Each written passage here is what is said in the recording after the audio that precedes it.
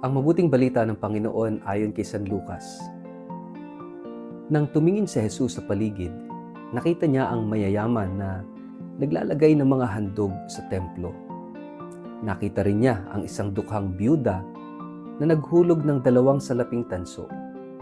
Sinabi niya, ang inihandog ng dukhang byudang iyon ay higit pa sa inihandog nilang lahat. Ang inilagay nila ay bahagi lamang ng kanilang kasaganaan, ngunit ang kanyang ibinigay ay ang buo niyang kabuhayan. Ang mabuting balita ng Panginoon. Word of the day, hear what God has to say. Mapagpalang araw po sa inyong lahat. Kumusta po kayo? Ang ating word of the day ay everything. Mga kapatid, sa loob ng templo, sa isang simpleng tagpo dito sa ating ebanghelyo, may isang babaeng balo na halos hindi napapansin ng mga tao. Tahimik siyang lumapit sa kahon ng handog at walang pag-alinlangan, inihulog ang 2 kusing. At yun ang lahat ng kanyang ikinabubuhay. Hindi ito malaking halaga sa mata ng mundo. Sa katunayan, para sa marami, ito ay halos wala ng halaga. Ngunit sa mata ni Jesus, iyon ang pinakamahalagang handog sa araw na iyon. Hindi dahil sa laki ng halaga, kundi dahil ibinigay niya ang lahat. Ang salitang lahat, everything, ay hindi palaging nasusukat sa dami, sa laki, sa ingay, o sa husay. Sa harap ng Diyos, ang tunay na sukatan ay ang puso.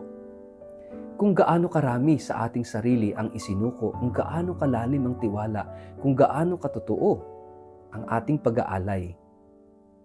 Ang babae sa Ebanghelyo ay hindi naman mayaman sa material, pero mayaman sa pananampalataya. Siya ay isang larawan ng pagsuko, ng pagtitiwala, ng kabuuang pagbibigay kahit walang kasiguraduhan kung ano ang kakainin niya kinabukasan.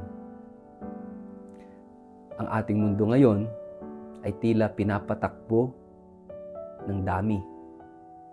Mas marami dapat na followers, mas maraming kita, mas maraming proyekto, mas maraming ari-arian. Pero sa katahimikan ng ebanghelyo natin ngayon, tila binubulungan tayo ni Jesus. Hindi yan ang sukatan ng langit. Ang sukatan ng Diyos ay hindi dami, kundi lalim. Hindi kung gaano kasikat, kundi kung gaano katotoo.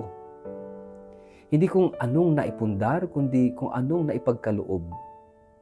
At dito, pumapasok ang diwa ng paggunita natin kina San Andres Dunglac at yung kanyang mga kasamahang martir ng Vietnam. Ang kanilang kwento ay hindi kwento ng tagumpay ayon sa pamantayan ng mundo. Sila ay inusig, pinahirapan, pinugutan ng ulo. Para sa mata ng tao, isa itong trahedya. Pero sa mata ng pananampalataya, ito ay tagumpay ng pag-ibig. Ibinigay nila lahat. Everything. Buhay, dangal, katahimikan, kaginhawahan, para sa pananampalataya. Ang kanilang dugo ang naging binhi ng bagong Kristyanismo sa kanilang lupain. Ang lahat ay hindi palaging magarbo. Minsan, ito'y pagod na hindi pinapansin, tahimik na pagtitiis o mga lihim na sakripisyo. Ang lahat ay makikita sa tatay na araw-araw kumakayod para sa pamilya, sa nanay na hindi nauubusan ng pangunawa, sa pari o relihiyosong patuloy na naglilingkod kahit walang nakakakita, sa kabataan na sumusunod sa Diyos kahit iba ang ginagawa ng mundo. Minsan tinatanong natin, ano bang kaya kong ibigay sa Diyos? Wala naman akong pera, wala akong posisyon, wala akong talento. Pero ang tanong ni Jesus ay iba. Handa mo bang ibigay ang lahat na mayroon ka? Kahit gaano ito kaliit, basta buo.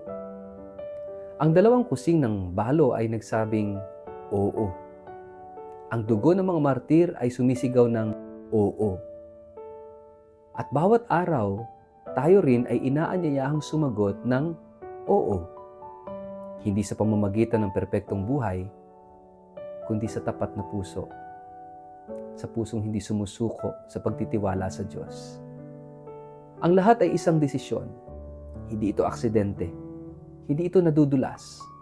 Ipinagpapasya ito sa gitna ng takot, sa gitna ng kakulangan, sa gitna ng alanganin.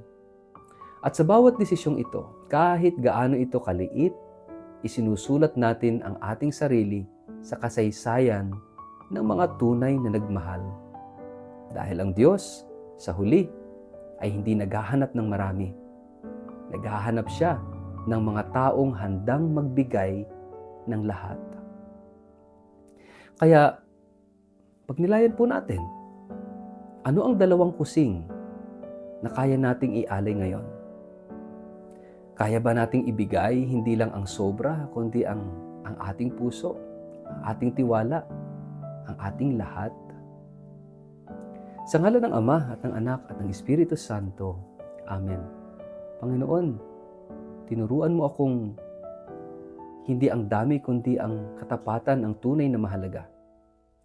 Tulungan mo akong maging tulad ng babaeng balo, hindi natatakot magbigay, hindi nagdadalawang isip magtiwala. Turuan mo akong ibigay hindi lamang ang sobra sa akin, kundi ang lahat. Sa alaala ng mga martir, naway maging saksi rin ako ng iyong pag-ibig sa pamamagitan ng buo kong buhay. Amen. Pagpalain po kayo't ingatan ng makapangyarihang Diyos, Ama at Anak at Espiritu Santo. Amen.